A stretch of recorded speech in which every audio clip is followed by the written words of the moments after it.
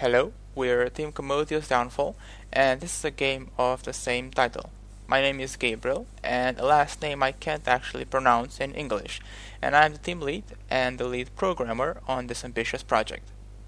I will work alongside Rashad Burnett, in charge of story writing and assisting with scripting and level design, Michael Massey, a detail-oriented level designer and assisting with the art assets, Sean Frenzel, in charge of level design and assisting with Kismet, Nicolas Philly, in charge of the art direction and assisting with scripting, and last but not least, Jonathan Mickelstein, level designer and assisting with Kismet. So, without further ado, let's get this show on the road. Commodious Downfall is a first-person puzzle platformer that will have the player be able to rotate and move parts of the level.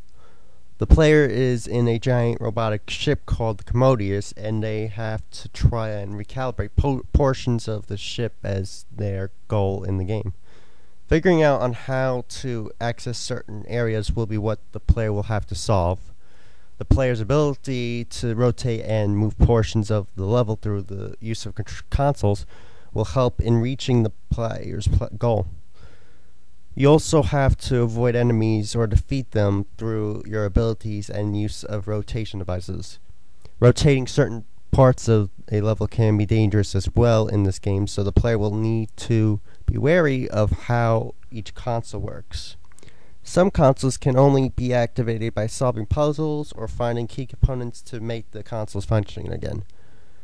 Exploring the game will be rewarding and dangerous to the player as a result of all of these gameplay mechanics.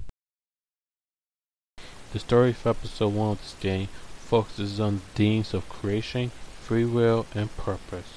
The story is told through two AIs, Commodious and Eden. Both of these AIs have conflicting viewpoints. Commodious is focused on purpose, and Eden is focused on free will. These conflicting ideas come to play to episode 1 and the players cut in between. So far, we plan on using textile to tell the story. Voice acting would be really hard to do correctly, and doing it wrong will likely take the player out of the experience. Without voice acting, the player will form their own perfect voice for the characters. A chance for me will be keeping the ongoing plot engaging throughout each level and not blocking the player down with uninteresting tasks that they will want to skip right through. Over the course of the episode, the player will observe not only the evolution of the first sentient AI, but also the moral challenge that this type of advancement can pose. Although the AIs will speak to the player never communicates back to them, at least not through words. It is my goal to make sure that the dialogue is not only engaging, but also sheds a very great light over the two AIs. With the main mechanic and appeal being level rotation and movement, our biggest obstacle to overcome will be creating levels that feel alive while the player can rotate and move the level to progress further into the game. Making a level for the player to play in is easy. Letting the player manipulate entire pieces of the level in a way to progress further with fun and engaging puzzles while playing is another. Although challenging to create, this is a good thing because if it is a challenge to make, then it's worth making, right? In our prototype, we have demonstrated how we would accomplish this mechanic and integrate it into a playable level. You see here we are moving both of these rooms around with the console so we can access them to progress further into the level. When the player figures that out and progresses further, they can then sync with the remote console, which allows them to rotate the room without actually being at the console, so they can move it while they're inside of it. These are just some of the basics to our level moving mechanics, and what we showed is very minimal compared to the possibilities we can create with this mechanic. Combining this mechanic with the gliding and platforming nature of the game, we can mesh them together to create a fun and at the same time challenging experience for the player that will have a rewarding feeling as they complete and overcome obstacles. What makes Commodious Downfall so exciting to me and the rest of the team is the way you play Commodious Downfall. Within our game, we have a core mechanic lying in the belly of the game, which is the ability of rotation. This has played a heavy part in how we have built the puzzles through level design, as well as how you will solve these puzzles through gameplay. In Commodious Downfall, we have two very important features in which you must learn to master while traversing the world. One is gliding, and the other remote access. Gliding is operated by the space or right shoulder button in midair. The robot will be able to glide along metal surfaces, slowly descending. This guzzles up the player's energy. Once the energy of the player reaches zero, the gliding will come to a halt. This by large allows the player to get across obstacles in which are hazardous to the player. Remote access is a great utilization tool for the player in which we thought was essential. But first, what is a console? An access console is an activation trigger in which controls the orientation of the room.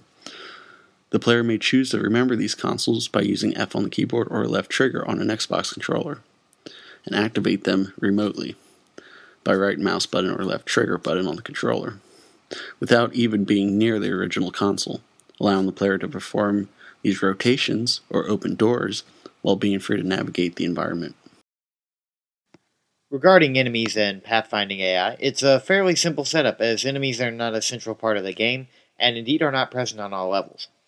Therefore, being less important, we have an avoidance system, but not a true stealth system like you might see in a game like Deus Ex or Dishonored. We set up flags in the area which the monitors cycle between, basically creating a sort of patrol route. The monitors, of course, don't physically do anything to the player, as all they do is monitor, hence the name. But when they detect the player in their cone of vision, they immediately head to the nearest panel. Panels do a lot of different things. Depending on the level, the panel either resets or otherwise moves the level to impede the player. So if you're trying to rotate it left, it will rotate it back to its original position. Failing that, the other thing that it can do is it can activate a Sentinel. The Sentinel robot is even simpler. It comes right through you. Comes right for you. It isn't staggeringly fast, but it crushes you flat. You can't really fight it. It's a lot bigger than you. We plan to implement means for defeating the Sentinel in some levels by rotating it out of the level or crushing it using parts of the level itself, but you can't hope to take it in a fist fight. He's heavy industry, you're spare parts. In order to put all of these ideas together, we'll have to not only create and pursue realistic goals, but to also manage our tasks in such a way that we never get overwhelmed by them. There are a lot of challenges that lay in front of us, some of them of a technical nature, like scripting AI and pathfinding, others of the creative one, like being true to our belief in designing fair but difficult encounters. Above all else, as a team, we will have to maintain our motivation and work hard. Thank you for watching our presentation, and see you on the other side.